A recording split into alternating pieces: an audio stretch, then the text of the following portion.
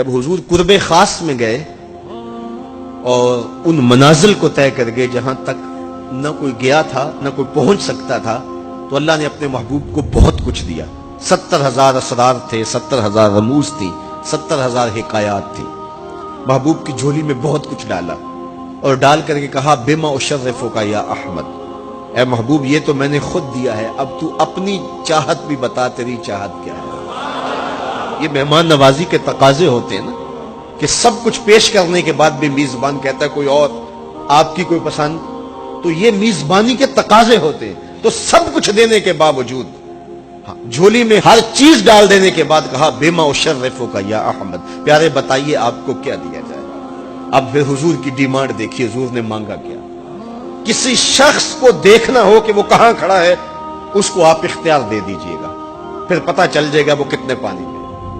آپ مجھ سے پوچھتے ہیں کہ مانگیے کیا مانگتے ہو، تو میں کہوں مجھے پانی دو تو آپ سمجھیں گے پیاسا ہے،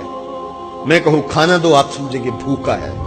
میں کہوں گا میرے نام کے نعرے لگاؤ آپ کہیں گے شہرت کا متلاشی ہے، میں کہوں گا اٹھو اور میرے اوپر پیسے لوٹاؤ میں اتنی اچھی تقریر کر رہا ہوں، تو آپ کہیں گے یہ تو بیچارہ غربت کا مارا ہوا ہے، اس کے اندر کی ابھی بھوک گئی نہیں ہے۔ تو کسی شخص کے ظرف کا پتہ لگانا ہو تو اس کو اختیار دے دیجئے مانگ کیا مانگتا ہے۔ اور مانگنے والے جب کوئی کمال چیز مانگ لیں تو کسی کے سوال سے اس کا ظرف کھلتا ہے کہ وہ کہاں کھڑا ہے۔ اب حضور کو اختیار دیا جاتا ہے محبوب مانگیے کیا مانگتا، مال و زر مانگا، دولت مانگی، یہ تو قدموں میں رلتے تھے، حضور آنکھ اٹھا کے نہیں دیکھتے تھے، تو پھر مانگا کہا بنسبتی الیک بالعبودیہ، اے اللہ ساری زندگی میں کہتا رہا کہ تو میرا رب ہے، یہ میں نے غاروں میں بھی کہا، یہ میں نے پہاڑوں پہ بھی کہا، طائف کے بازاروں میں بھی کہا، مکے کی گلیوں میں بھی کہا، برستے پتھروں کے سائے میں بھی کہا، میرے سر انور پہ اوجلی ڈالی جاتی رہی، میں نے سر نہیں اٹھایا اور کہا کہ تو میرا رب ہے، ساری زندگی میں نے کہا کہ تو میرا رب ہے، آج تو بھی تو کہہ دے کہ تو میرا بندہ ہے،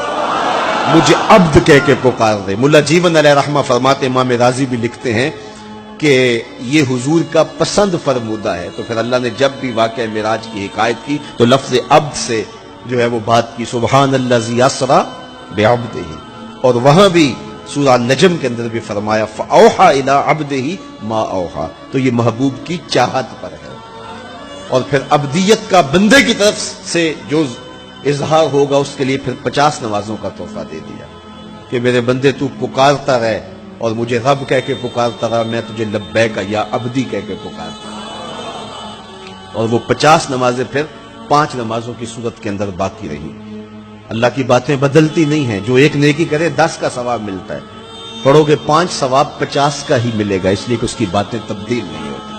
اور یہ تحفہ ہے۔ حضرت موسیٰ نے تو عرض کیا تھا کہ ایک بار اور جائیے، لیکن میرے حضور نے کہا تھا مجھے اپنے رب سے حیا آتی ہے۔ عادت باری یہ تھی نا، ہر بار 5 نمازیں معاف ہوتی تھی، اب بھی جاتے تو 5 نمازیں معاف ہو جاتی، لیکن کہا کہ مجھے اپنے رب سے حیا آتی ہے۔ اب امت کو کیا حیا نہیں کرنی چاہیے کہ 5 نمازیں امت کے لیے رہ گئی، ثواب 50 کا ہی ملے گا، اور معراج کا خاص تحفہ لے کر آئے اور کہا کہ الصلاۃ معراج المومنین، یہ مومن کا معراج ہے،